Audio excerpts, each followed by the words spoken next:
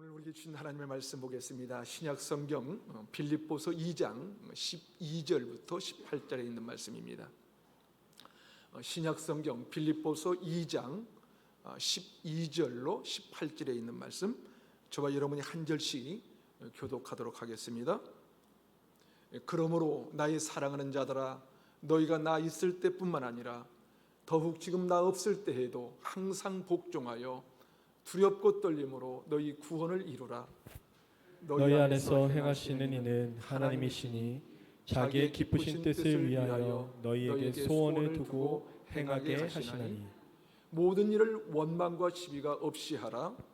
이는 너희가 흠이 없고 순전하여 어그러지고 거스르는 세대 가운데서 하나님의 흠없는 자녀로 세상에서 그들 가운데 빛들로 나타내며 생명의 말씀을 밝혀 나의 다름질이 헛되지 아니하고 수고도 헛되지 아니하므로 그리스도의 날에 내가 자랑할 것이 있게 하려 함이라. 만일 너의 믿음의 재물과 섬김 위에 내가 나를 전제로 드릴지라도 나는 기뻐하고 너희 무리와 함께 기뻐하리니, 함께 읽습니다.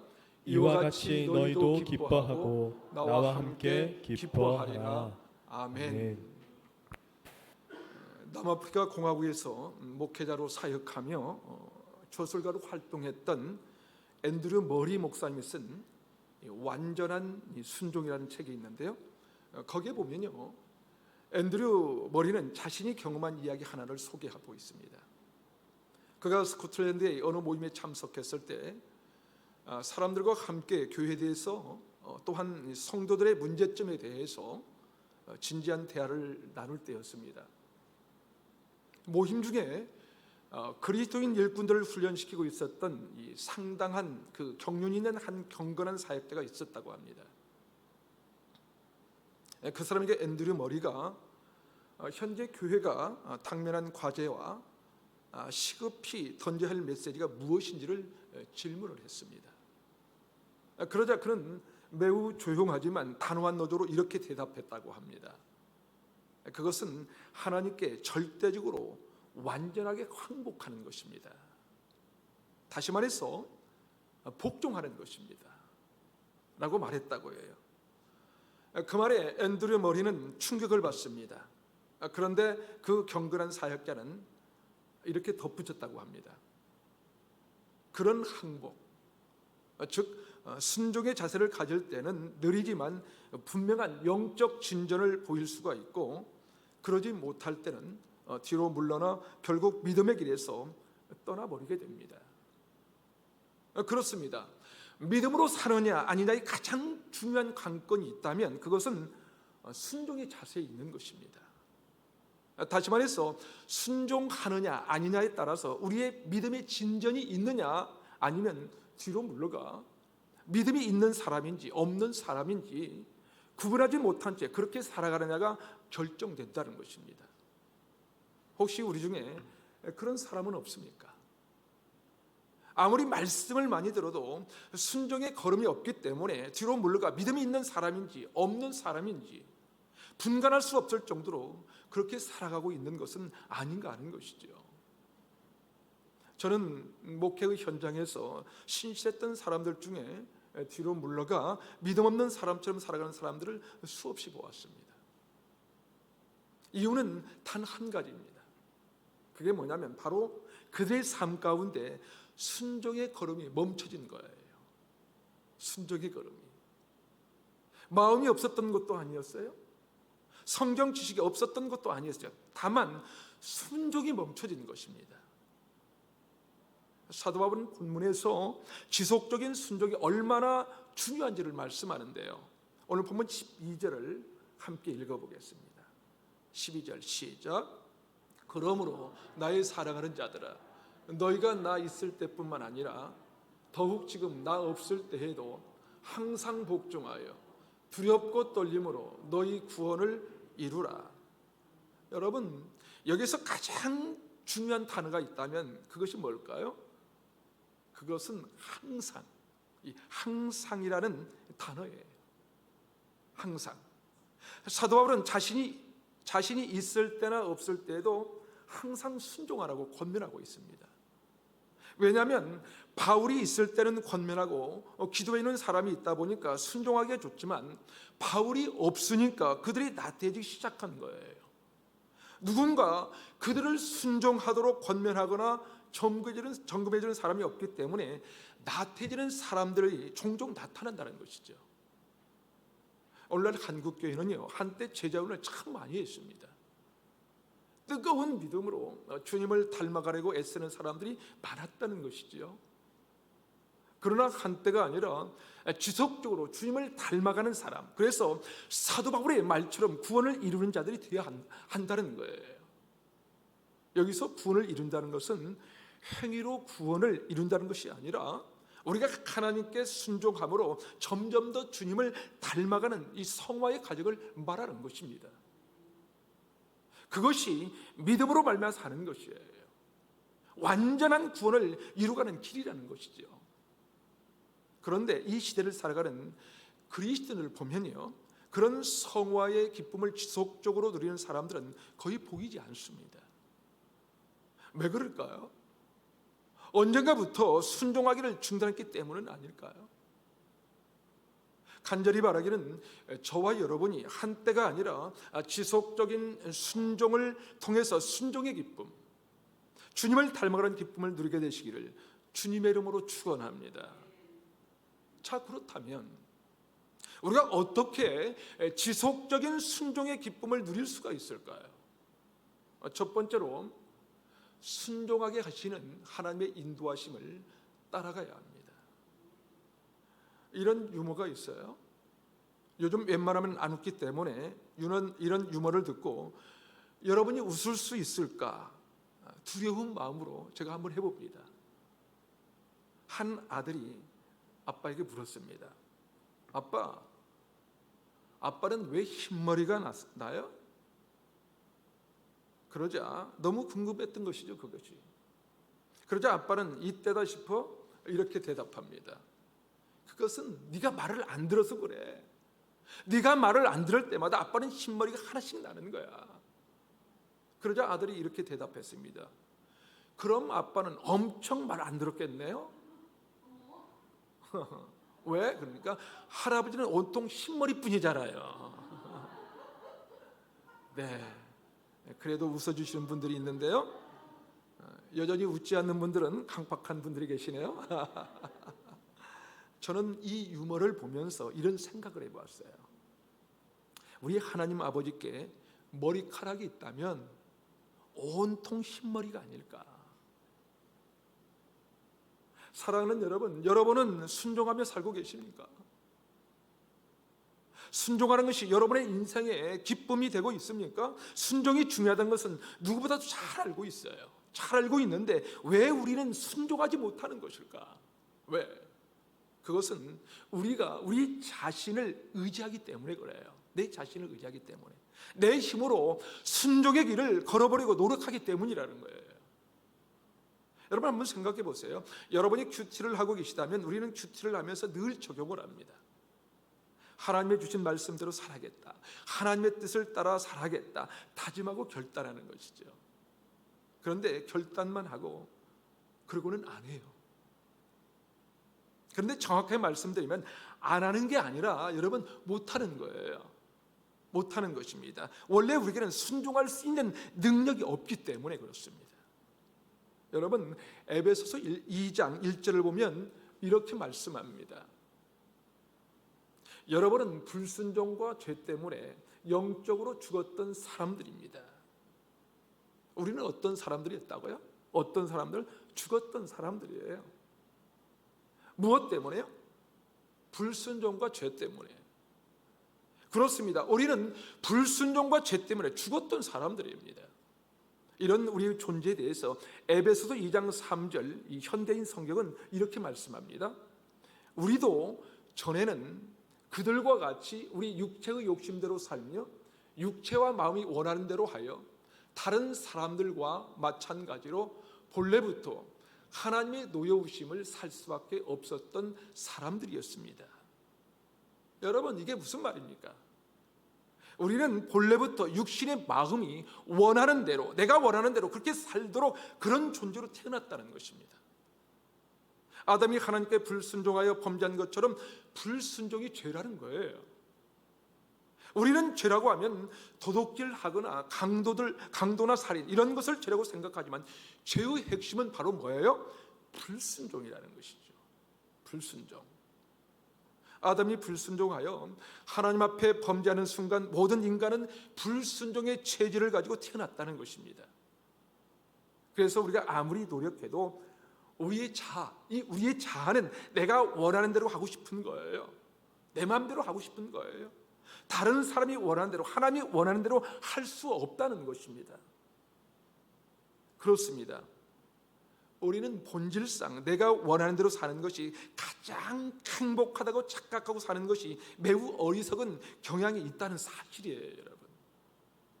우리가 마음 가는 대로 사는 것이 축복이라고 생각하지만 여러분 아닙니다. 그게 아니에요. 그런데 문제는 뭐냐면 우리는 본래부터 불순종하도록 그렇게 태어난 이 존재이기 때문에 우리의 힘으로 아무리 노력을 해도 순종할 수가 없다는 것입니다. 사도 바울은 오늘 본문을 통해서 순종하기를 결단해 보라고, 작심 삼일이 아니라 제대로 결단을 해보라고 말하지 않았습니다. 다만 순종에 대해 말씀하면서 사도 바울은 뭐라고 하냐면요, 13절을 함께 읽어보겠습니다. 13절 시작. 너희 안에서 행하신 일은 하나님이시니 자기의 기쁘신 뜻을 위하여 너희에게 소원을 두고 행하게 하시나니. 이것을 새 번역 성경으로 읽어보면 이렇게 말씀합니다. 하나님은 여러분 안에서 활동하셔서 여러분으로 하여금 하나님을 기쁘게 해드릴 것을 염원하게 하시고 실천하게 하시는 분입니다. 누가 실천하게 하신다고 합니까? 내가 아니라는 거예요. 내가 아니라 하나님이 하신다는 거예요. 순종할 수 없는 게 내가 아니라 하나님이 우리 안에서 행하심으로 인하여 우리에게 소원을 두고 하나님께 순종할 수 있는 마음이 되게 하시고 실천할 수 있도록 하시는 분은 바로 하나님이라고 바울은 얘기하고 있습니다. 사랑하는 여러분 순종하기를 원하십니까? 순종하기를 원하세요? 그렇다면 본래부터 순종하기를 싫어하는 우리 자아가 아니라 우리 안에서 행하시는 하나님의 인도하심을 구할 때 우리는 비로소 순종할 수 있는 거예요. 그러게 우리가 다시 한번 순종의 주체가 내가 아니라는 것을 아셔야 돼요. 순종의 주체가 내가 아니라 내 안에서 행하시는 하나님이신 것을 믿고 순종의 걸음을 걷게 되는 저와 여러분이 되시기를 주님의 이름으로 축복합니다. 한 걸음 더 나가서 우리가 어떻게 지속적인 순종의 기쁨을 누리며 살 수 있을까요? 두 번째로 순종의 장애물을 제거해야 합니다. 순종의 장애물을 제거해야 됩니다. 순종의 장애물이 있다는 거예요. 그것이 무엇일까요? 오늘 본문 14절을 보면 그 해답이 나와 있어요. 14절을 함께 읽어보겠습니다. 시작. 모든 일을 원망과 시비가 없이 하라. 뭘 하지 말라고 합니까? 원망과 시비를 하지 말라는 거예요. 여러분, 원망과 시비가 뭐냐면요, 시비는 뭔가 내 마음대로 할 수 없을 때가, 뭔가 내 마음대로 할 수 없을 때 내가 왜 그래야 돼? 왜 나만 그래? 하는 마음이에요. 그런 마음. 다시 말해서 내 안에 불편한 마음이 일어나는 거예요. 불편한 마음이 일어나는 것. 그런데 왜 나만 그래? 저 사람 때문이야 라고 하면서 시비가 일어난 마음이 입을 통해서 발설하게 되는 것이 원망입니다. 그래서 원망을 다른 말로 하면 불평인 거예요. 불평. 그래서 공동 번역으로 빌립보서 2장 14절을 보면 이렇게 기록합니다. 무슨 일을 하든지 불평을 하거나 다투지 마십시오. 참 좋은 얘기죠. 우리가 서로 불평하지 않고 환경을 탓하지 않는 것, 가정에서 직장에서 불평하지 않고 살아가는 것은 좋은 거예요. 여러분, 애들이 밥을 해주면 엄마한테 이게 밥이라고 해줘? 만약 그렇다면 그래, 엄마가 좀 더 노력할게. 이런 엄마 있어요? 이런 엄마가 있나요? 노력이 아니라 불평하고 시비하면 준 것도 빼앗고 싶은 거예요. 그렇지 않나요? 그런데 여러분 좀 이상하지 않습니까? 여러분 순종의 얘기를 하다가 갑자기 원망하지 말고 시비하지 말라고 합니다. 주제가 좀 벗어난 것처럼 보이지 않습니까? 그렇지 않나요? 아니에요. 그렇다면 순종과 원망과 시비가 무슨 상관관계가 있을까? 무슨 상관관계가? 네, 그렇습니다. 아주 깊은 상관관계가 있어요. 무슨 말이냐면 원망과 시비에 빠지면 도저히 순종할 수가 없어요. 순종할 수가 없어요. 여러분 한번 실험을 해볼까요? 여러분에게 원망스러운 사람이 있습니까? 그렇다면 한번 떠올려 보세요. 떠올려 보세요. 그게 어쩌면 부모일 수도 있고요, 형제나 아니면 친구일 수 있겠죠. 아니면 직장 상사나 심지어는 교인 중에도 있을 수 있어요. 믿었던 사람인데 나에게 상처를 준 사람, 누군가를 우리는 원망하기도 하고 시비하는 마음이 있을 수가 있습니다. 그런데 원망하는 사람을 떠올려 보라고 하니까 계속해서 저를 보는 사람이 있어요.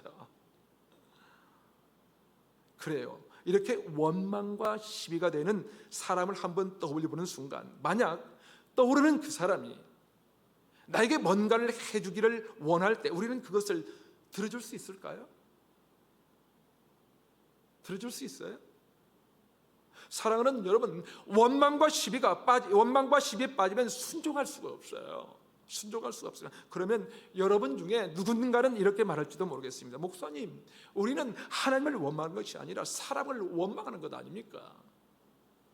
네, 그럴 수 있습니다. 하지만 여러분, 사람을 향하여 원망하지만 성경은 그것을 그렇게 말씀하지 않는다는 사실이에요. 구약성경 출애굽기 16장 2절과 3절을 한번 읽어볼까요? 2절과 3절 시작. 이스라엘 자손 온 회중이 그 광야에서 모세와 아론을 원망하여 이스라엘 자손이 그들에게 이르되 우리가 애굽 땅에서 고기 가마 곁에 앉아 있던 때와 떡을 배불리 먹던 때에 여호와의 손에 죽었더라면 좋았을 것을 너희가 이 광야로 우리를 인도해내어 이 온 회중이 줄여 죽게 하는도다. 지금 이스라엘 백성들이 누구를 원망하고 있습니까? 지금 누구를 원망하고 있어요? 하나님이 아니라 그들의 지도자 모세와 아론을 원망하고 있습니다. 그런데요, 모세와 아론을 원망하고 있는 이스라엘 백성들을 향해서 성경은 뭐라고 하는지 아십니까, 여러분? 출애굽기 16장 8절을 보면 이렇게 기록합니다.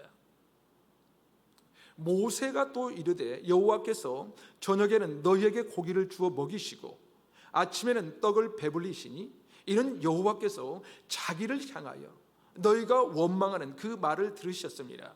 우리가 누구냐? 너희의 원망은 우리를 향하여 함이 아니요 여호와를 향하여 함이로다. 이스라엘 백성들의 원망이 모세와 아론을 향한 것이 아니라는 거예요. 그게 아니라 하나님을 향하여 하는 것이라고 얘기하고 있습니다. 지금 하나님이 세우신 지도자가 아니라는 거예요. 바로 하나님께 너희가 원망을 하고 있다고 얘기하고 있는 거예요. 그러게 원망하는 자는 지도자의 뜻에 순종할 수 없을 뿐만 아니라 하나님의 뜻에 순종할 수 없다는 거예요. 여러분, 부모를 원망하는 자녀가 하나님께 순종할 수 없지 않습니까? 그렇죠? 부부간에 서로 원망하면서 사는 사람들이 하나님께 순종할 수 없습니다. 원망과 시비가 있는 한 그것이 때로는 사람을 향한 것 같지만 궁극적으로는 하나님을 향한 것이기 때문에 그래요. 그래서 부부간에도요, 내가 어쩌다 이런 사람 만나가지고 라고 하는 것은 온 우주의 주관자이신 하나님께서 그 사람과의 만남 속에 있다는 것을 기억하지 못하는 것이죠. 하나님의 주권을 인정한다면 모든 것을 인정하고 시비하는 것이 결국은 하나님께 원망하는 것이 되는 것입니다. 그리고 원망과 시비가 있는 한 우리는 절대로 순종의 기쁨을 들으며 살아갈 수가 없는 것입니다. 그러게 여러분, 이제 이 한 해도 얼마 남지 않았는데요, 이 해가 다 지나가기 전에 누군가를 원망하는 마음, 아니 하나님을 향한 원망과 시비가 있다면 그것을 제거해 주십시오. 그것을 제거하시고 순종의 기쁨을 누리며 살아가시기를 주님의 이름으로 축원합니다. 마지막으로 우리가 어떻게 지속적으로 순종의 기쁨을 누릴 수 있을까요? 세 번째로 순종이 하나님의 큰 기쁨인 것을 알아야 합니다. 여러분, 순종이 사람을 정말로 기쁘게 만들지 않습니까? 그렇지 않나요? 자녀들에게 부모가 뭔가를 요청했을 때 네, 알겠어요 라고 대답하는 자녀를 보면 정말 기쁘지 않습니까? 그런데 그 기쁨이 사춘기가 되면, 아니 요즘에는 서너 살만 되면 어떻게 됩니까? 사라지기 시작하는 것 같아요. 마치 애들이 어디에서 특수훈련을 받고 와서 부모에게 대들기, 부모에게 따져들기를 배우고 오는 것 같지 않습니까? 그런 세상 같아요. 그런데 오늘 본문의 사도 바울은 순종이 하나님께 얼마나 큰 기쁨인지를 이렇게 소개하고 있습니다. 본문 빌립보서 2장 17절과 18절을 함께 읽어보겠습니다. 함께 읽겠습니다. 시작. 만일 너희 믿음의 재물과 섬김이 내가 나를 전제로 드릴지라도 나는 기뻐하고 너희 무리와 함께 기뻐하리니 이와 같이 너희도 기뻐하고 나와 함께 기뻐하라. 여러분, 이 구절이 사실은 참 어렵습니다. 여기서 믿음의 재물과 섬김, 이것은 무엇을 말하는 것일까요? 이것은 주님을 닮기 위해서 믿음으로 살아가는 모든 삶과 행위를 말합니다.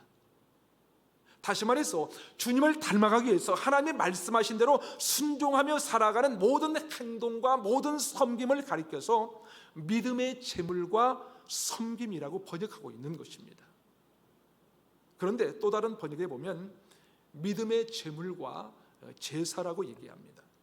그렇다면 왜 재물과 제사라는 단어를 사용하고 있을까? 왜 믿음으로 순종하는 것을 제사적인 용어를 사용하고 있는가 하는 거예요. 그것은 믿음의 순종을 할 때 반드시 거기에는 희생과 헌신이 따르기 때문에 그렇습니다. 다시 말해서 여러분, 순종하려고 할 때 하나님이 행하시는 일을 따라갈 때는 내 안에 자아를 죽여야 되는 거예요. 자아를 죽여야 하고 반드시 희생과 헌신이 따른다는 거예요. 우리가 섬기는 일을 할 수 있는 이유가 무엇입니까, 여러분? 내가 하고 있는 뭔가를 희생하지 않으면요, 섬기는 일을 할 수가 없거든요. 만약 여러분이 교회에서 뭔가를 섬기고 봉사하면 어떻게 해야 됩니까? 사실 예배 시간에 맞추려 오는 것도 어려운데 만일 뭔가 내가 섬기고 봉사하려면 일찍부터 나와서 해야 돼요. 시간을 먼저 드려야 돼요. 내 시간을 희생해야 하고 몸을 희생해야 하고 때로는 내 물질까지 희생해야 되지 않습니까? 그러다 보니 대부분의 사람들은 자신의 일을 희생하고 나를 희생해 가면서까지 섬기는 일을 하고 싶지 않는 거예요.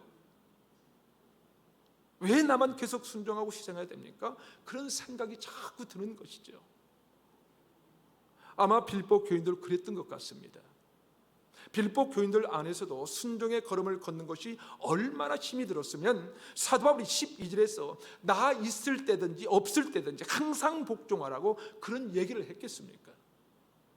사도 바울이 있을 때, 그러니까 훈련을 받을 때는 순종하던 사람들이 사도 바울이 없어 훈련을 받지 못하니까 순종의 걸음을 더 이상 걸어가지 않았기 때문입니다. 왜요? 너무 힘드니까. 그리고 희생하고 헌신하는 것은 너무나 힘든 일이기 때문에 지속적으로 할 수가 없었던 거예요. 그런데 그들을 향해서 바울이 얘기를 하는데요, 오늘 본문 17절과 18절을 공동 번역으로 함께 읽어볼까요? 화면을 보시면서 함께 읽습니다. 시작.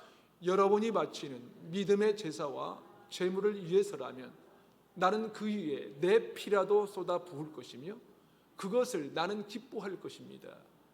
그러니 여러분도 기뻐하십시오. 나와 함께 기뻐하십시오.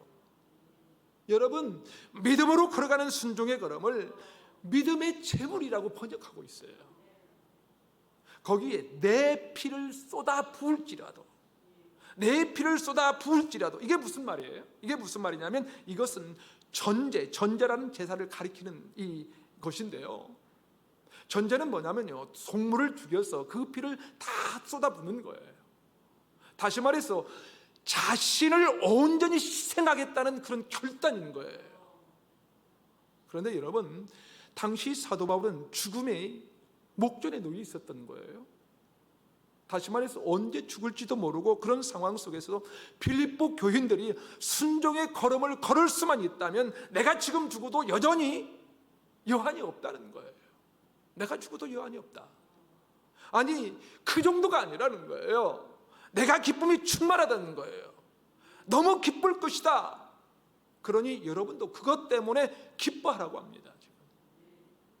여러분, 도대체 순종이 뭐길래 빌립보 교인들이 순종의 걸음을 계속해서 걸어갈 수 있다면 사도 바울은 자신이 죽어도 여한이 없는 그런 기쁨이 있다고 얘기하고 있는 거예요. 왜냐하면 하나님이 가장 기뻐하는 것이 바로 순종이기 때문에 그렇습니다.